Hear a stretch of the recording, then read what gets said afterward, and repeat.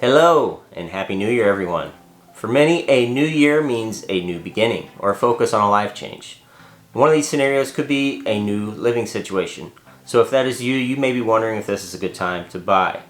Well, with this video, I will give you some good information to make your best decision regarding selling or buying your next home.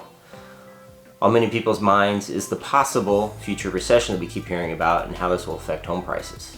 Most experts, including the National Association of Realtors, predict home values will drop about 5% through the end of 2023. So one thing to consider if you're thinking about selling or buying a home is that there are still seasonalities in real estate.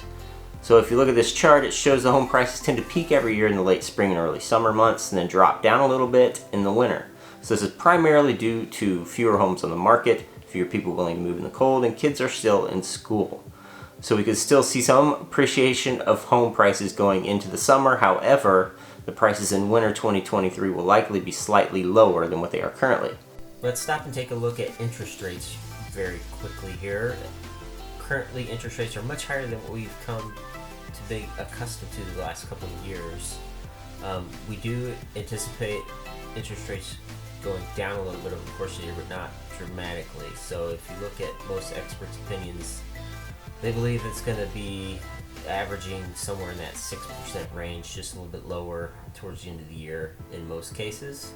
So interest rates will drop, but probably not as much as some people would hope. We may not see those 2s, 3s, and 4s for a very long time. So let's take a quick look at the snapshot for December 2022 and see how the year wrapped up. So overall median sales prices increased by almost 10%.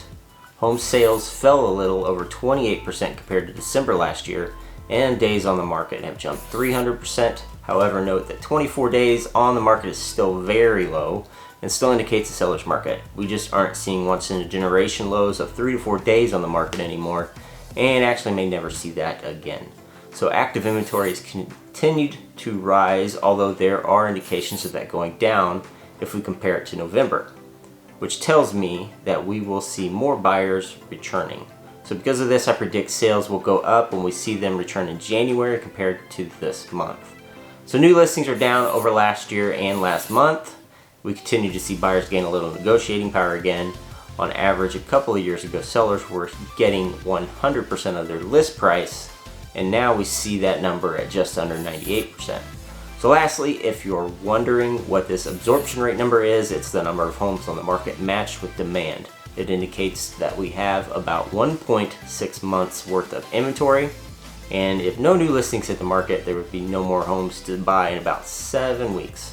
So that number is still indicative of a seller's market. Most experts would consider it a balanced market if that number was between 4 and 6.